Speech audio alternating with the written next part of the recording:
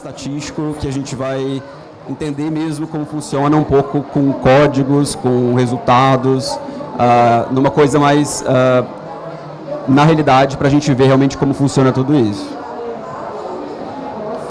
Bom, eu sou o Matheus, tenho 27 anos, sou mineiro, moro em São Paulo atualmente, de uma cidadezinha lá de Araxá, 100 mil habitantes em Minas. Sou estatístico pela UFO, lá em Minas Gerais, em Uberlândia. Também tenho MBA em Inteligência Artificial e Machine Learning pela FIAP, em São Paulo. E atualmente trabalho como cientista de dados na Accenture Brasil. É uma empresa de consultoria.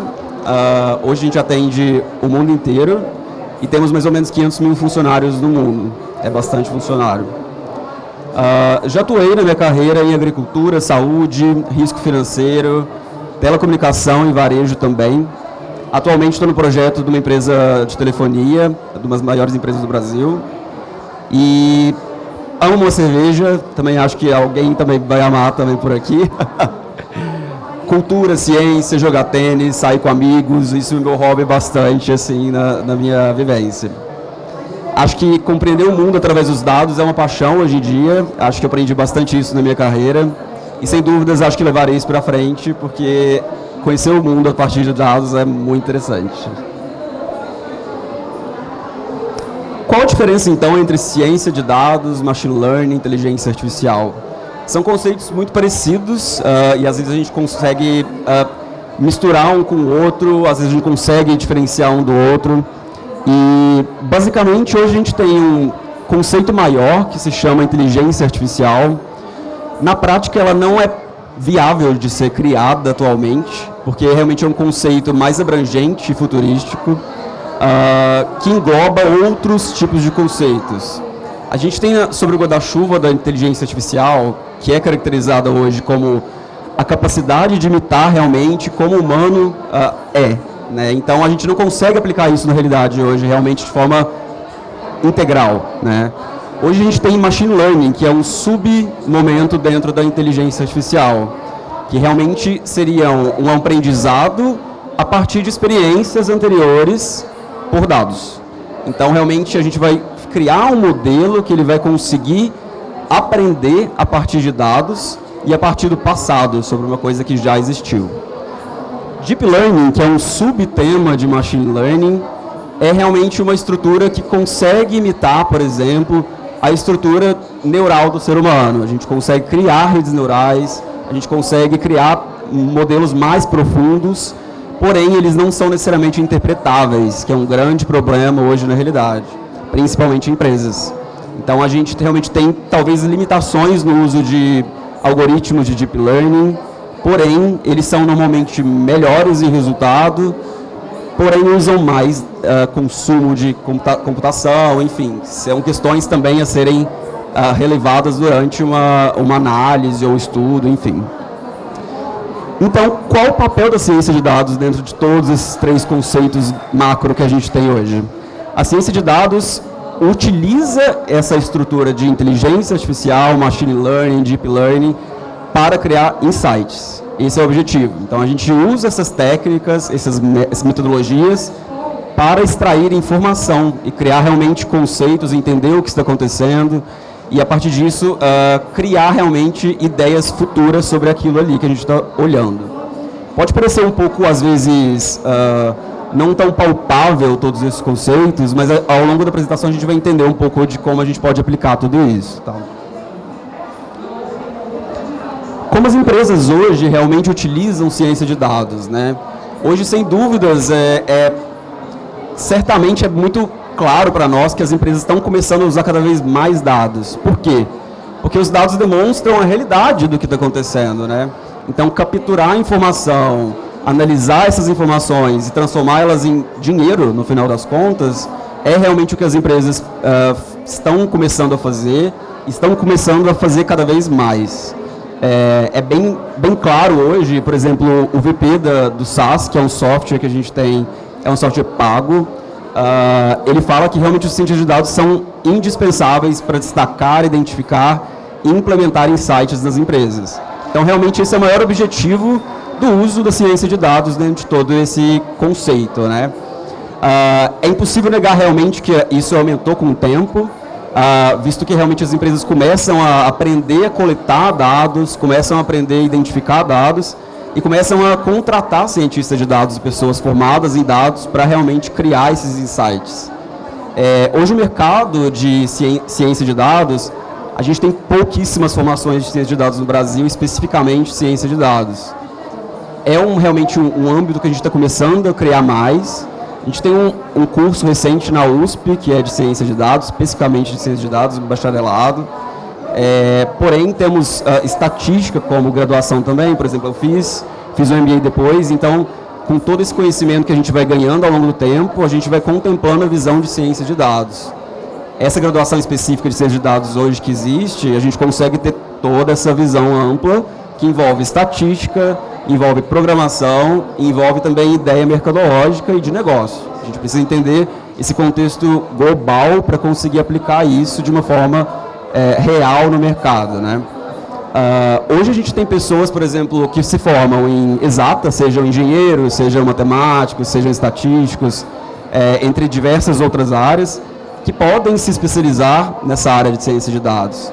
Qualquer realmente pessoa que tenha vontade de aprender programação, estatística e querer realmente aplicar isso e fazer isso virar resultados satisfatórios, entender o mundo a partir disso, pode realmente entrar nessa área. É uma área que está demandando muita gente hoje em dia.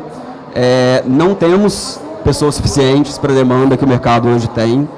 E cada vez mais as pessoas estão ganhando salários maiores, porque realmente cada vez mais a questão especialista nesse sentido, melhor o mercado está pagando, porque são poucos. Então, quanto melhor você é nesse sentido, melhor seria realmente também para você enquanto carreira. Então, é realmente uma coisa que eu falo bastante para amigos e colegas.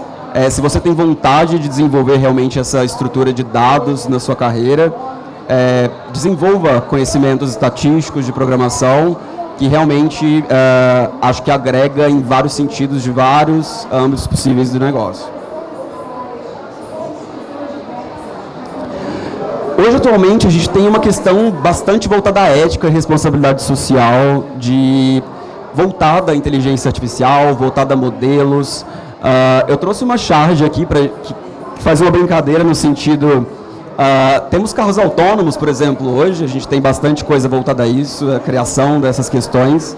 A gente tem a Tesla, por exemplo, que basicamente são carros inteligentes que começam a andar na rua, detectam as imagens e compreendem isso e geram dados a partir disso para a navegação do carro de forma autônoma.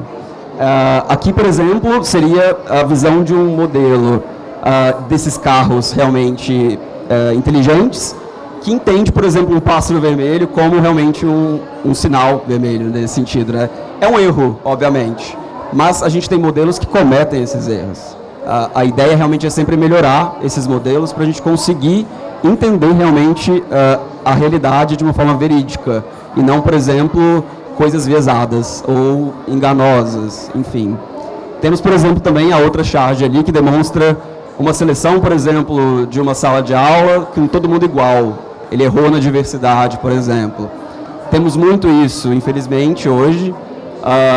Teve um caso no Twitter, de uma criação de uma inteligência artificial, que o Twitter começou a bombardear ela com conceitos racistas, homofóbicos, bem ridículos mesmo.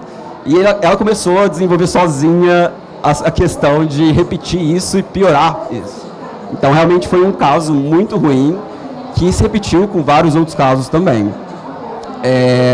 Temos alguns casos, por exemplo, no Rio de Janeiro, a gente teve um caso com câmeras de detecção facial, com um erro, por exemplo, uma mulher foi presa injustamente por um erro de algoritmo, porque ela foi detectada como uma pessoa perigosa, então eles prenderam ela. Então, realmente foi uma coisa injusta e não real. Então, temos que tomar muito cuidado com isso, infelizmente.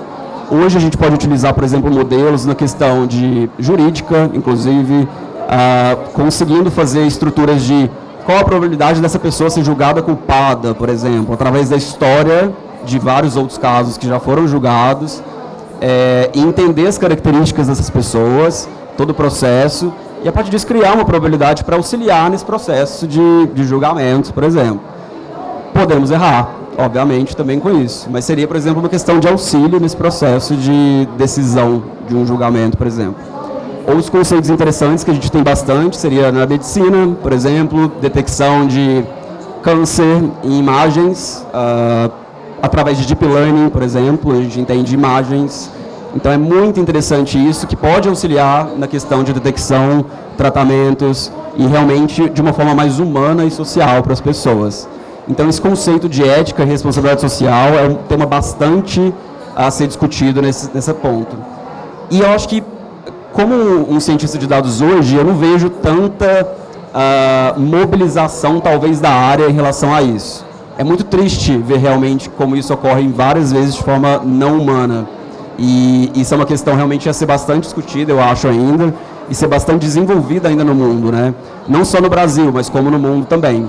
Acho que o Brasil ainda está começando a utilizar isso de forma melhor hoje nas empresas, na vivência, na vida, enfim.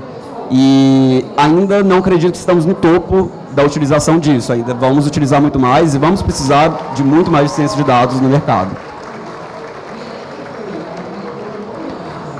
A indústria de ciência de dados ainda é altamente desbalanceada em gênero. Temos principalmente homens na ciência de dados. Por quê? Não temos incentivo feminino na área de programação, não temos incentivo feminino na área de estatística. Isso é uma coisa que realmente a gente precisa incentivar mais, essa equiparidade de gênero.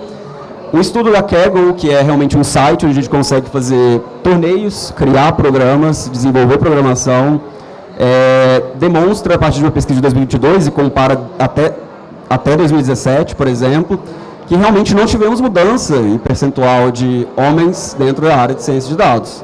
Assim como mulheres, também basicamente continuamos a mesma coisa, ou seja, não teve evolução, porque não temos trabalhos para fazer inserção de mulheres no mercado da ciência de dados.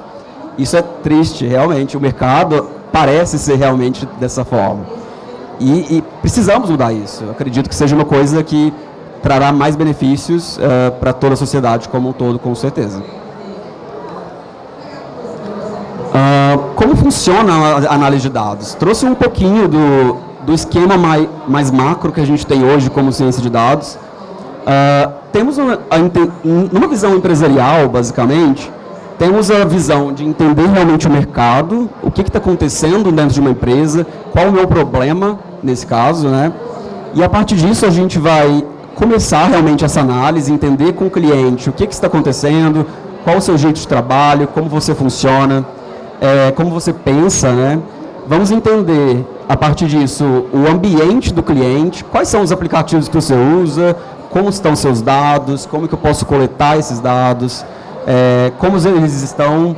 Normalmente, na vida real, nada é lindo. Os dados vêm todos horrorosos, sempre. Então, o nosso trabalho bastante é essa limpeza, essa criação de novas coisas, é usar o que já está criado para melhorar o que temos. Então, é um trabalho muito de formiguinha mesmo, no sentido de base. A gente fala, nossa, cientista de dados fica lá modelando o dia inteiro. Mentira, a gente fica arrumando dados bastante. Eu gosto de falar que a gente fica 80% do tempo de trabalho organizando dados, que é o básico. Não adianta eu fazer um modelo sendo que meus dados estão ruins. Não vou ter um resultado satisfatório, então não faz sentido isso. Até a Gabi estava falando sobre a questão de Instagram. Redes sociais utilizam bastante algoritmos voltados à inteligência artificial e com certeza a gente tem hoje a questão de ética envolvida, que eu falei. A gente tem realmente, por exemplo, o Twitter. Saiu um caso recentemente que pessoas negras eram menos favoráveis a aparecer em imagens minimizadas do Twitter.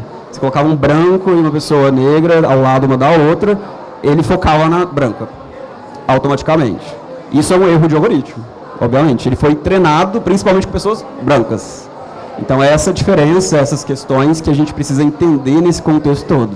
Não é fácil fazer isso. A gente normalmente começa por erros, mas temos que entender que são erros para aprender a melhorar todo esse processo. Então, o próximo passo é entender os dados a partir do momento que eu coletei essas informações, organizei elas, limpei elas. Então, vamos entendê-las, vamos criar, entender como elas se relacionam, como elas se estruturam e o que os dados estão dizendo para nós, né? E, a partir disso, também, a questão da modelagem, por exemplo, se for um caso ou um tipo de outra análise. a partir do momento que a gente tem realmente a inteligência dessa questão de dados e entender realmente como a gente pode fazer isso. Nesse contexto de modelagem e entendimento dos dados, né, a gente pode quebrar isso em 4 partes, normalmente. A gente entende os dados de uma forma de mineração de dados e limpeza, então a gente vai realmente tirar dados que não têm variabilidade, ou seja, é uma coisa constante, não muda nunca em relação a, por exemplo, pessoas, a coisas, a dias, a momentos.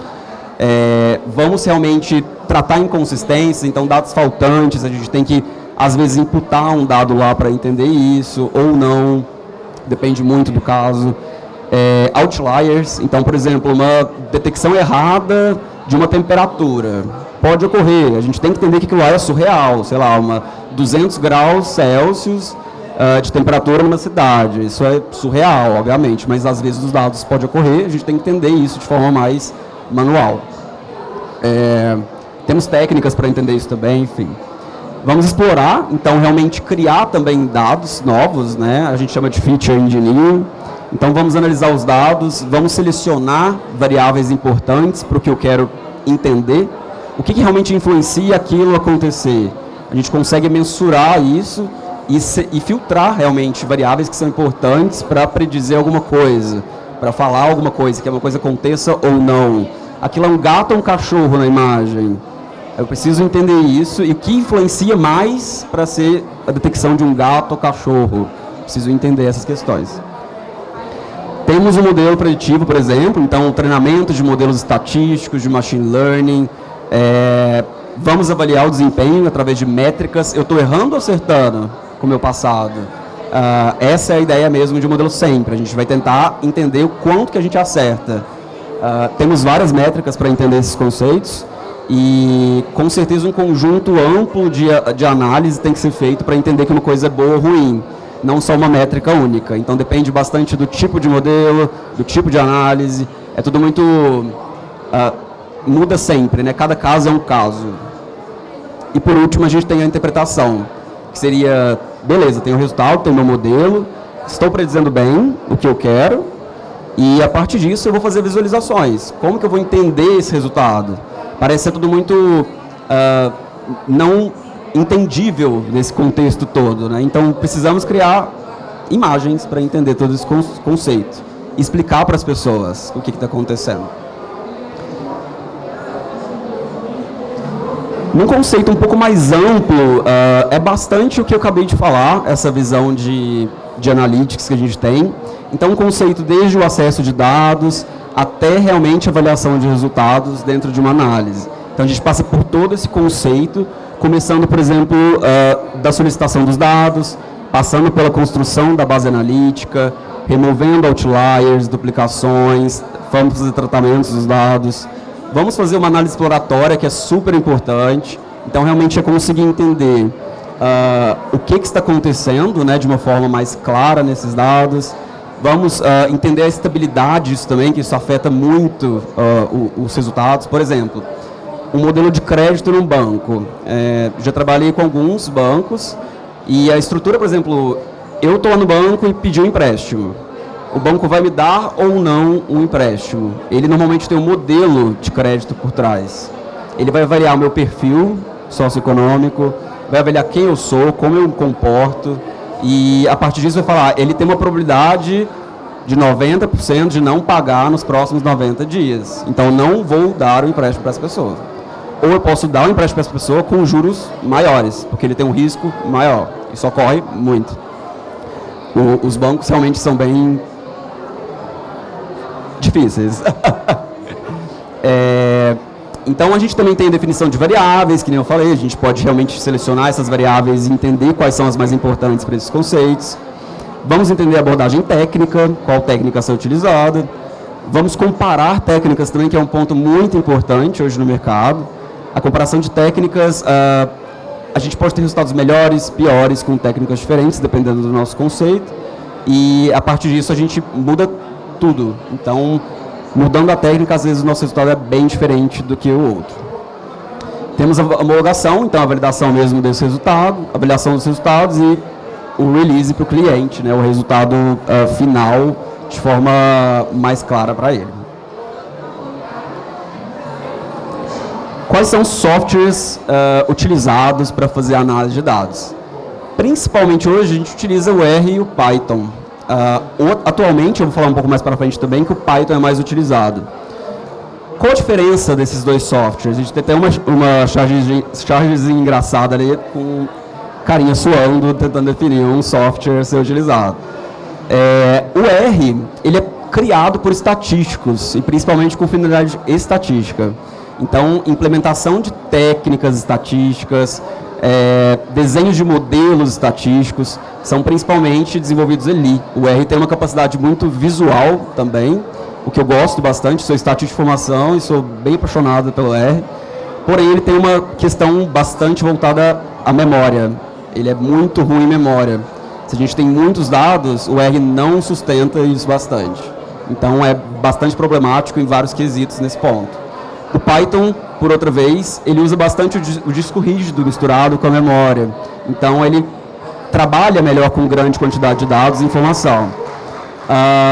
O Python, ele hoje é bastante utilizado com uma variedade de propósitos imensa, então não só análise de dados, né? Se a gente está fazendo um projeto de análise de dados, eu posso fazer desde uma criação de um software de aplicação de web, por exemplo, até análise de dados, até modelagem, até a implementação disso num sistema. Então, numa única linguagem, todo esse processo pode ser feito. Isso é muito interessante para empresas, para criar um pipeline de análise de uma forma padrão e contínua, ao invés de misturar R com Python e com outros softwares. Então, esse é um dos benefícios maiores do Python hoje, com certeza. A gente gosta de falar bastante. Eu, por exemplo, aprendi a programar, principalmente no R. Então, foi o meu primeiro contato com programação. Eu não acho que necessariamente precisa ser para iniciantes o R, mas é um software com necessidades específicas, para pessoas muito específicas. Então, essa é a maior questão. Se você quer aprender uma linguagem nova e tem vontade de conhecer outras linguagens também, conheça o Python talvez primeiro. Pode ser um primeiro caminho mais interessante. E aprendendo uma linguagem, é muito mais fácil aprender outra. Porque a estrutura é a mesma, no sentido de ideia, né? Claro que as linguagens são diferentes, mas o conceito global é o mesmo, né? O Python e SQL são ainda as principais linguagens para a ciência de dados. O SQL, eu não citei ele anteriormente, por quê? O SQL é uma linguagem voltada à extração de dados, do banco de dados. Então, o Python e o R a gente utiliza para análise, nesse sentido de ciência de dados, enquanto o SQL a gente extrai informação. Por isso que ele é muito utilizado. SQL, muitas empresas usam hoje em dia. Talvez a maioria das empresas que eu trabalhei utilizam SQL como forma de extração de dados. É uma linguagem simples, tranquila de aprender. E também, caso você quer começar a aprender realmente a estruturar dados, a extrair dados e analisar dados, o SQL também é muito importante de ser aprendido. A gente percebe que o Python ele cresce ao longo do tempo na utilização. O R decai, porque ele é um software muito específico, voltado para pessoas específicas. E o SQL também tem uma estabilidade para subida. Isso é muito interessante. A gente tem outras linguagens, como Java, JavaScript, C e C++. C é a linguagem mais, talvez, old que a gente tem aí na estrutura das linguagens. Acho que todo mundo talvez já se trabalhou com dados ou linguagens, o C claramente está presente na vida. E sem dúvidas as utilizações são bem diferentes em relação ao Python, ao R e outras línguas, né?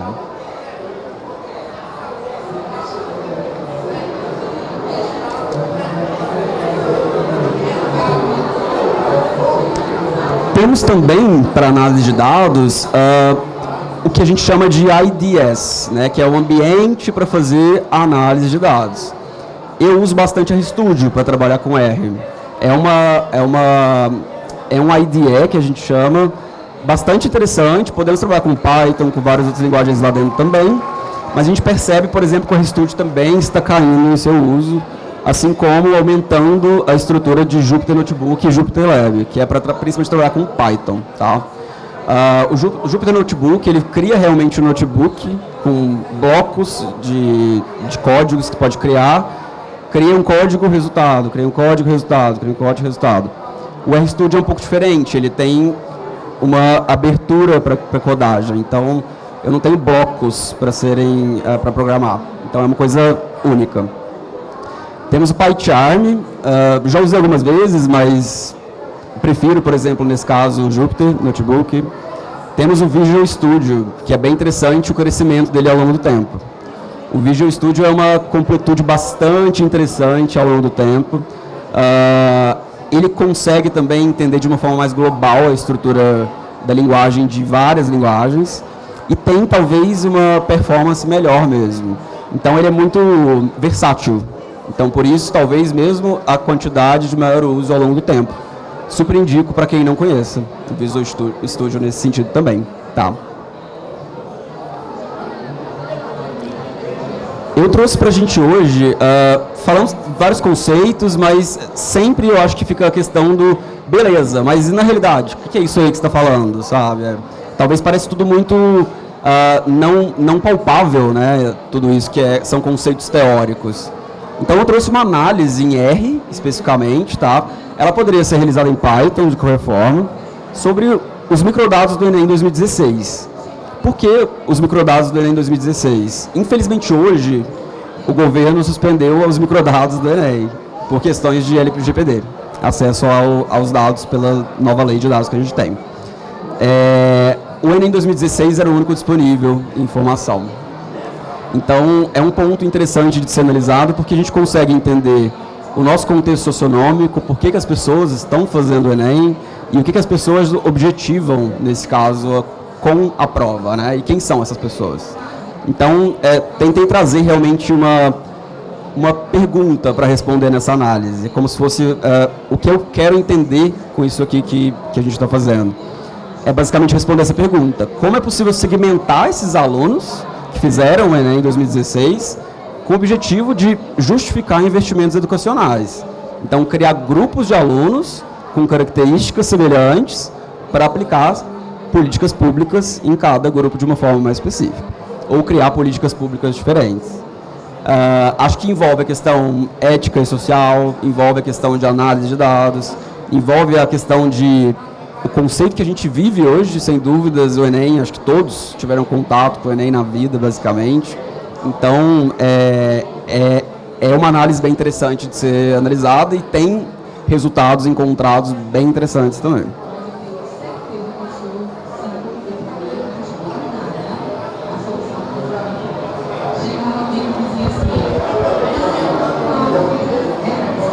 Vou passando aqui para a gente ver, tá?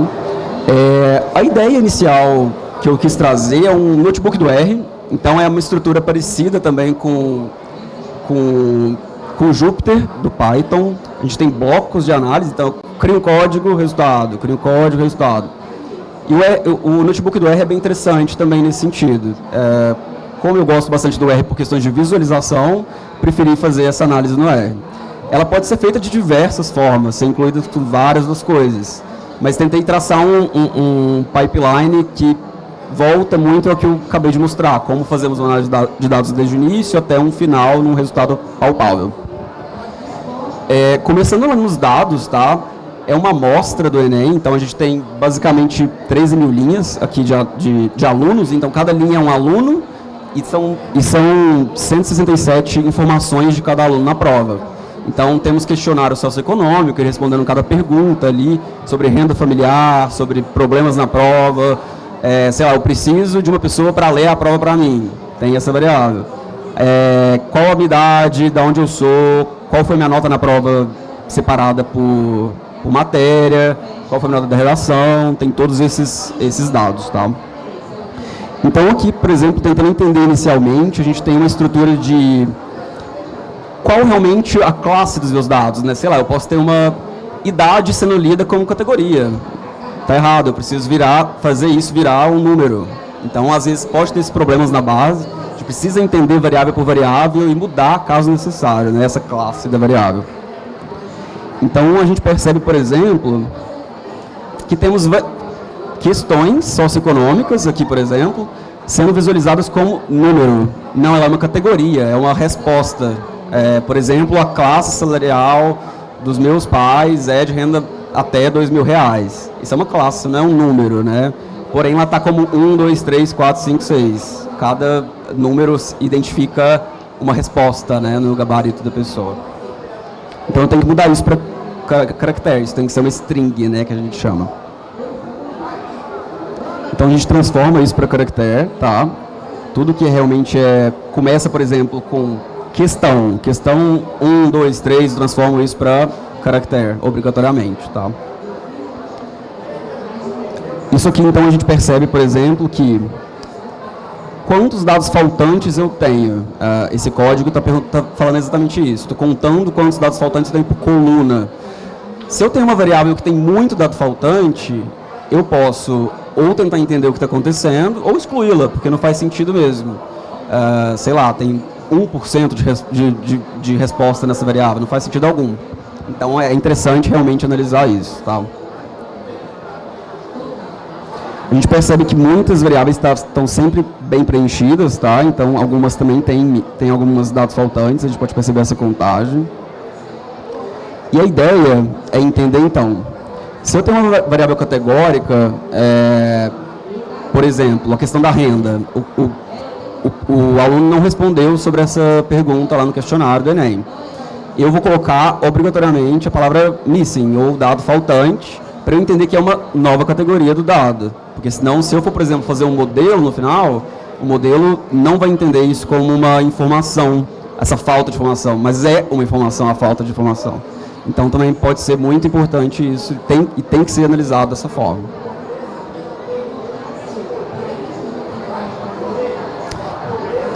Então, beleza. Vamos começar a entender, então, de forma visual, como funciona essa estrutura desses dados.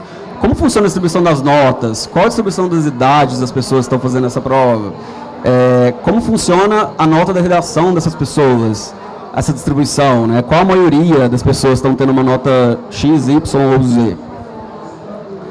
A gente percebe, fazendo histograma para todas as variáveis numéricas que a gente tem, que são principalmente idade, nota de ciências humanas, ciências naturais, competência 1 da redação, competência 2 da redação, 3, 4, 5, a nota de linguagens, matemática, redação também, que é a aglomeração dessas competências, as 5 competências do Enem.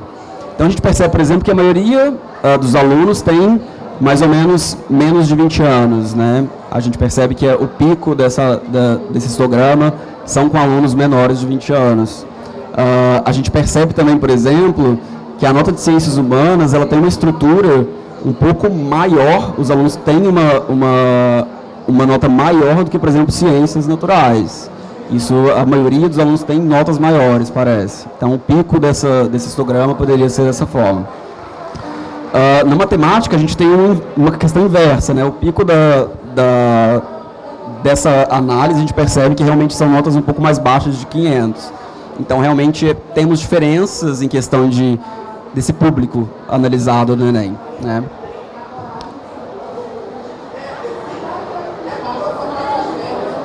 As variáveis com siglas, então, por exemplo, onde realmente esses alunos nasceram, onde eles fizeram a prova, onde eles moram. Então, também temos diferenças em relação a isso, né? Não necessariamente onde um aluno nasceu é onde ele faz a prova.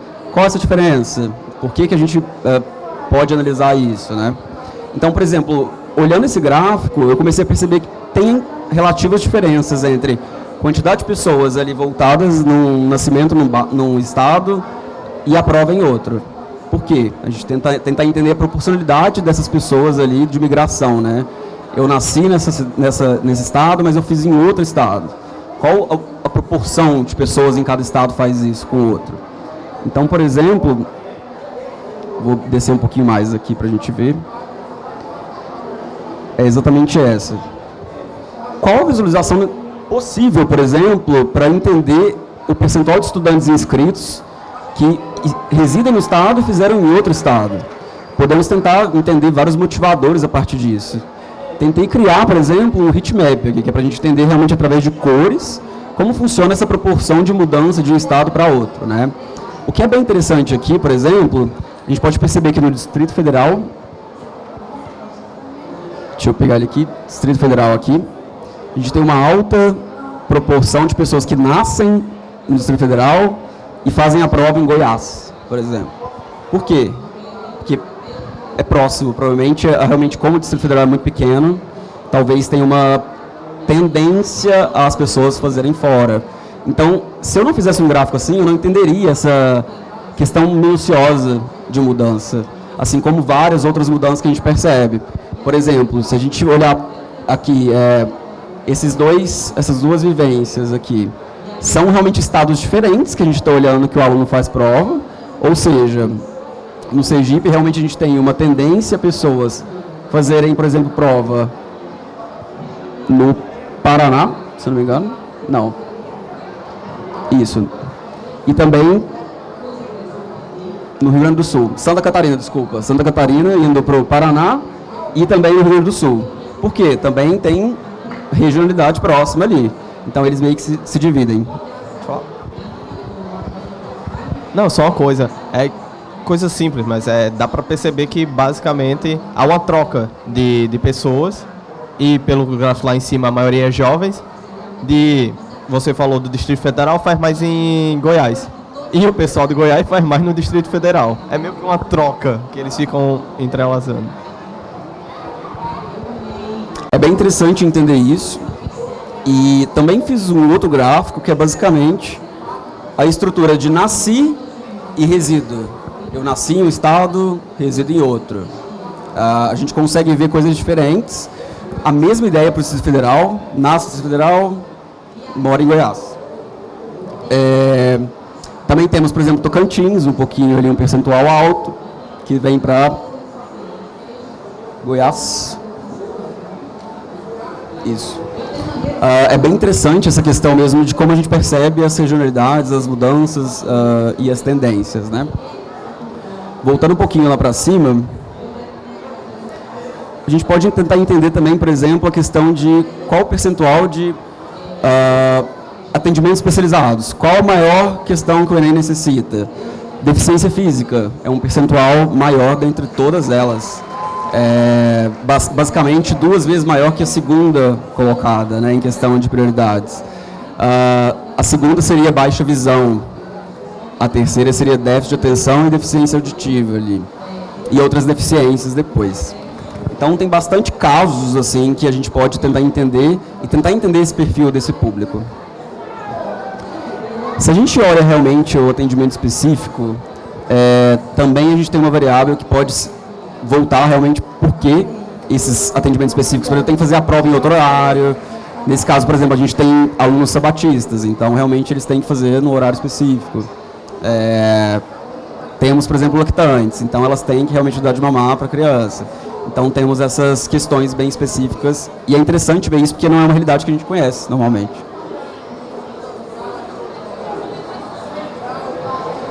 Se a gente olha também de uma forma mais aprofundada, a gente tem a maioria das pessoas que não tem recurso nenhum, né? E como segundo passo a gente tem o acesso, né? Ou seja, cadeirantes, questões relacionadas a isso, tem que fazer mudanças em relação à prova. Beleza. Tentando entender a relação dessas coisas uma com a outra, a gente pode entender a partir de... Eu vou ser um pouco técnico talvez aqui antes, mas primeiro a gente precisa avaliar como que os dados estão se distribuindo, né? Se eles são normais ou não, que a gente fala, né? Que segue uma distribuição normal, a distribuição de sininho, né? Nesse caso, os dados não seguem normalidade. Então, a gente tem que aplicar uma correlação que é chamada de Spearman. Não é uma de Pearson, que a gente chama, que é para normalidade. Então, eu aplico essa correlação e a gente entende, por exemplo, as variáveis numéricas, que claramente a nota de redação ela tem uma alta correlação com as competências de redação. Faz sentido, óbvio, a nota de redação é baseada nas competências de redação. Então, a gente percebe que, por exemplo, ela tem uma maior correlação com a competência 3, que é 90%. Se fosse no Python, tu faria isso por array? Sim. A ideia é bem parecida. No R a gente também tem arrays, tem matrizes, a forma de trabalhar realmente é da mesma forma nesse sentido. Tá? Então, realmente, a gente vê percebendo essas correlações altas, faz sentido, a gente começa a entender de forma mais profunda como que eles estão se relacionando. E beleza. Se a gente percebe, por exemplo, a diferença de nota de redação para homens e mulheres, a gente tem diferenças, tá? Quando a gente olha de forma significativa, é significativa a diferença de forma estatística, tá? E é bem interessante entender que visualmente parece não ter uma diferença tão alta, mas mulheres têm notas mais altas que homens. Isso é bem interessante de ser visto, tá? Se a gente pegar a mediana e a média dessas distribuições, elas são diferentes. Se a gente olha por cor e raça, a gente percebe também que tem diferença significativa. Principalmente brancos e não declarados têm notas maiores na redação. Principalmente pessoas pretas e indígenas têm notas menores. Isso realmente é um retrato da realidade brasileira, pela questão estrutural, pela questão das oportunidades, enfim. São pontos também para serem vistos como melhorias. Se a gente olha para o grupo de renda, é o mais claro de todos. As notas maiores são para grupos de rendas maiores. O que é renda em casa maior que R$18 mil. O A é renda em casa menor que R$800. É bem clara a diferença dentro do grupo de R$18 mil com até o grupo de menos que R$800. Então é bem evidente que realmente é bem diferente sobre questões relacionadas à oportunidade. Tá? É o gráfico que mais se diferencia entre grupos. Tentando fazer uma segmentação, o que eu faço aqui é criar uma nota final, tá? Então eu junto a nota de redação com a nota de matemática, com a nota de linguagens, ciências humanas, ciências naturais, e dou o peso 20% para cada uma. Então eu crio uma nota final. O Enem tem pontuações diferentes, mas tentando fazer uma análise igual para todos, tá?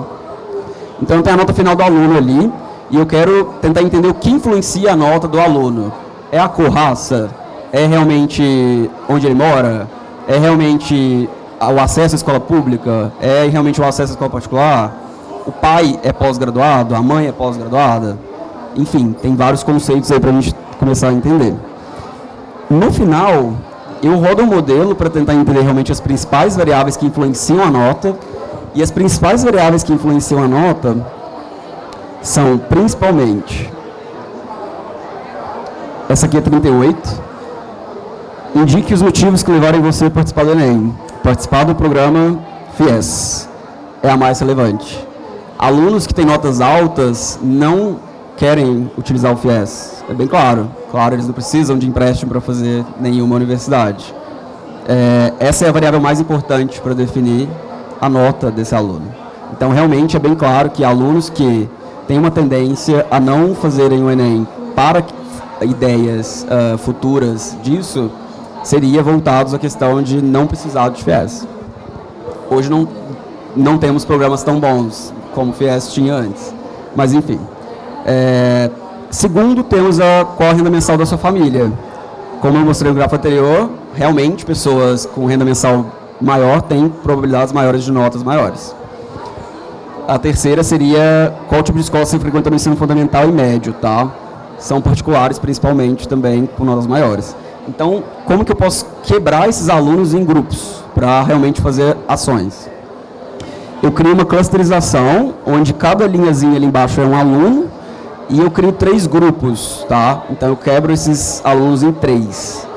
Quebrando esses alunos em 3, eu posso entender dentro de cada grupo como que eles estão se relacionando, principalmente por essas características principais para definir a nota. E a gente tem no final exatamente isso aqui. A variável de renda, que a gente tem o A como a classe mais pobre e aqui é a mais rica. O cluster 3 são de alunos principalmente dominantes, que são os azulzinhos aqui. Então, é basicamente todo mundo que é rico está dentro desse cluster e cada vez diminui mais dentro dos grupos mais pobres. A variável, por exemplo, do pai e da mãe ter ensino superior. Esse grupo G é realmente o pai ter realmente pós-graduação. E vai abaixando até o sentido de não ter nenhum estudo.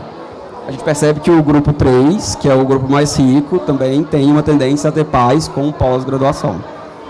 Então é uma análise que traz assim, conceitos tão fundamentais e ao mesmo tempo tão baseado em dados e realistas, no sentido da realidade que a gente vive no Brasil.